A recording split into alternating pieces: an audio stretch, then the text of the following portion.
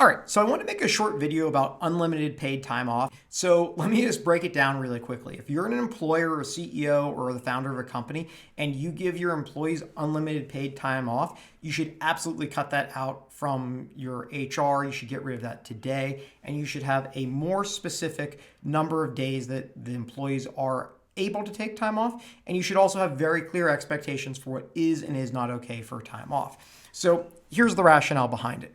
If you truly advertise you have unlimited paid time off, if someone came into your company, got hired the first day, and then took 9 years off of paid time off, worked one day, and then took 9 years off, you'd fire them, right? This is pretty obvious. So that's not unlimited. There's clearly a limit where if you take too much time off, and like the 9-year example is really extreme, but if you take too much time off, you're going to fire the person. So you know they can't take 9 years off. Well, let's kind of backtrack a little bit further. What happens if they worked 2 months and then they wanted to take 2 years off? Okay, you'd probably still fire that person because at that point you work 2 months and you're going to take 24 months off and get paid for that. That's extreme and that's kind of like uncalled for. So again, not unlimited time off. There's clearly some limit to it. And these sound like silly or funny or like extreme examples of everyone knows you can't work 2 months and take 2 years off. What about if they worked for 4 months and then took 9 months off? Would that be okay of paid time off? Probably not. Probably almost anyone's going to get fired if they took 9 months off. But maybe there might be a company or two out there if they had the perfect employee and they worked 4 months and they took 9 months off, might be okay with it. Let's kind of go a little bit farther down the line. Let's say they worked for a year and they wanted to take 3 months off. Is that okay? Probably not for most companies, but there might be a few companies out there that would be okay with it. Okay, let's go a little bit farther. What if they worked a year and wanted to take a full month off? Would that be okay? This is probably in the neighborhood of where people start to think that may or may not be okay. In the United States, taking a full month off after a year of working is probably a lot. You are probably not going to be seen in a good light if you took a full month off. Now, what if you worked a year and wanted to take 2 weeks off on unlimited paid time off? Sure. That's probably like very okay. And it might be frowned upon, but might not. But here's where things get tricky.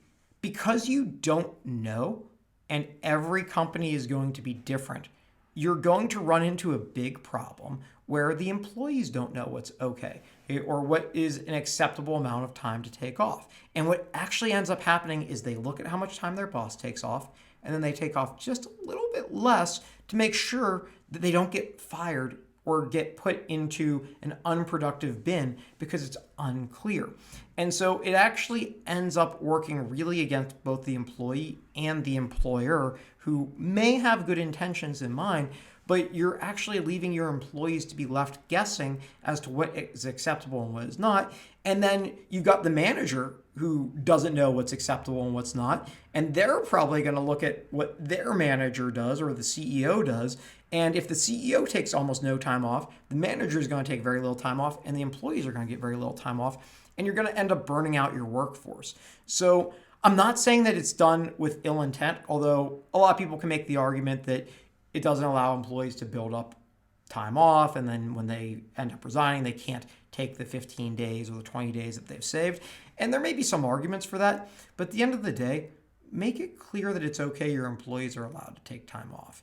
And make it clear what is okay and socially acceptable in your company so that your employees don't have to try to guess how much is going to be okay. Because look, we know taking a year off after one day is going to get you fired. But we don't know if taking 4 weeks off in a year is going to get you fired or get you taken out of a promotion trajectory. And that's not fair. So whenever you're looking at paid time off, give people a clear expectation of how many days. You can always make an exception if someone has a family emergency.